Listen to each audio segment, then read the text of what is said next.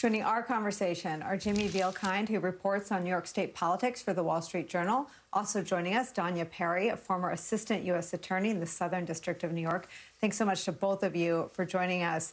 Jimmy, you could not be horrified and gobsmacked by the presentation and the detailed and the meticulous, I guess they described it as corroborating evidence that they had to all of the allegations, which were only periodically visible, I think, to the viewing public. What did you make both of the report that was released and the press conference today? Well, Nicole, I think what was clear was that, as you said, the allegations that have been publicly aired were corroborated with the weight of an investigation that reviewed documents, that subpoenaed witnesses, testimony that was made under oath. What was also striking to me is that there were new details in this report alleging new harassment.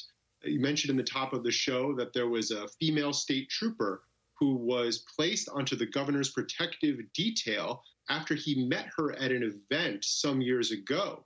There was a requirement that was apparently fudged in terms of length of service that allowed her to serve on the detail.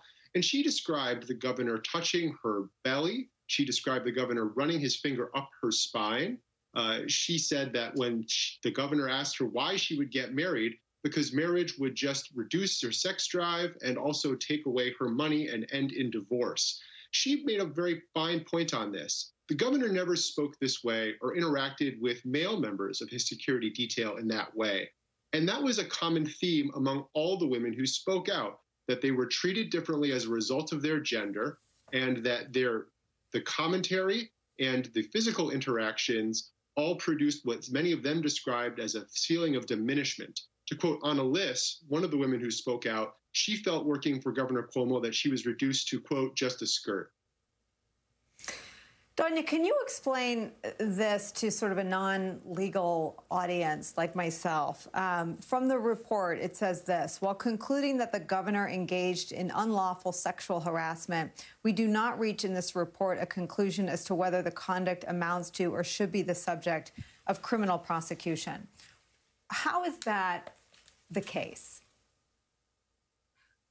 It's a fair question when you see a report of this magnitude, which is researched, which is thoroughly corroborated in so many ways, which is meticulous, to use your word, and which cites allegation after allegation, and that has the type and the quality of proof that we see here, not just witnesses, but we have audio recordings, and there's live stream video, contemporaneous text messages and the like. So when you see that kind of evidence and you see the harm that it's done, naturally your mind tends to go to a place of, well, how is this not criminal matter?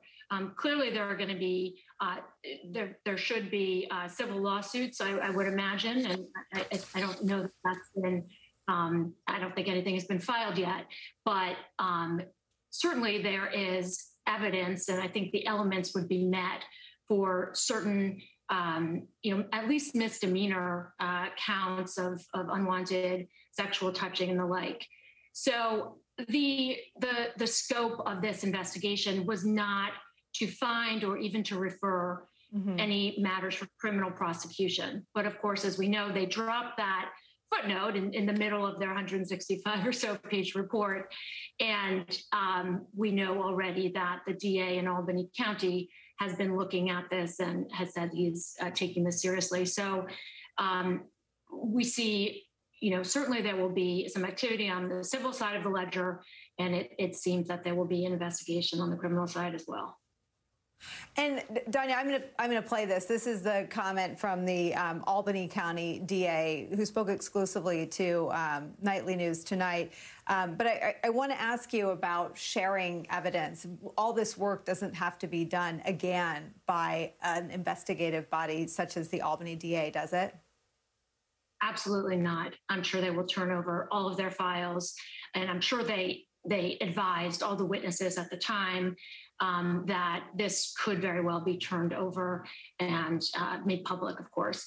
So that's not unusual at all. They certainly, David Soares up in Albany County has a roadmap, and he will get boxes of evidence, so to speak, or hard drives, and will already have a lot of the work done for him, and we'll just have to make prosecutorial decisions about them.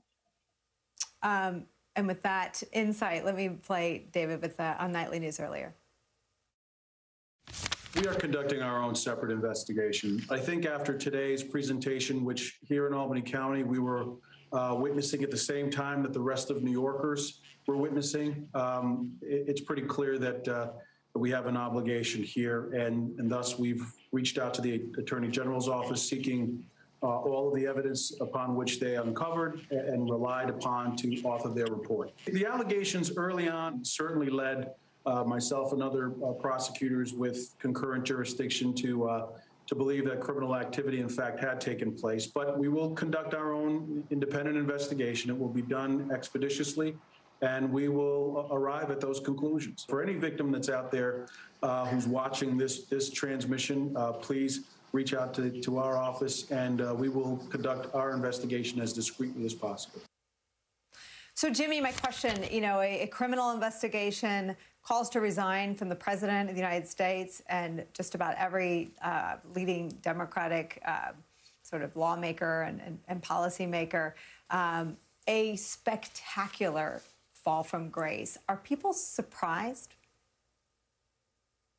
Many people who have watched Governor Cuomo for a long time know that he has a very aggressive style, that he doesn't broker criticism well. One of his top advisors famously said that he operates at two speeds: get along and kill.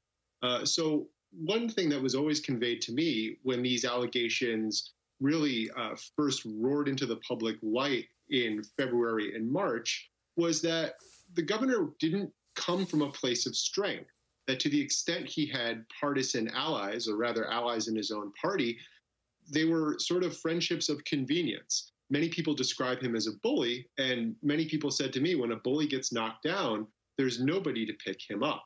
So in that regard, it wasn't surprising to see support melt away as quickly as it had. What was more remarkable was that after that first crescendo in March, Governor Cuomo managed to stay in office and essentially buy himself the time between when this investigation was launched and today. Democrats who dominate the New York State Assembly, which has the power of impeachment, by and large, gave Governor Cuomo that time. This evening and today, they are saying that they believe that there's a preponderance of support for an impeachment vote. Members of the Chamber's Judiciary Committee, who are currently undertaking an impeachment inquiry, tell me that they think it will take several more weeks, that they want to take the evidence wrought by Attorney General James and combine it with evidence of their own investigation into other areas, including the state's COVID-19 policies in nursing homes and the possible misuse of state resources to produce Governor Cuomo's pandemic memoir, for which he expects to be paid $5.1 million. So there are many people who are saying that a resignation is possible, but clearly there's not anyone really piping up in support at this point. Jimmy Vielkind, New York State politics reporter for the Wall Street Journal, and Danya Perry, former assistant U.S. attorney in the Southern District of New York. Thank you both so much for taking the time to help us with our coverage of this tonight. We're grateful. I want to bring into our conversation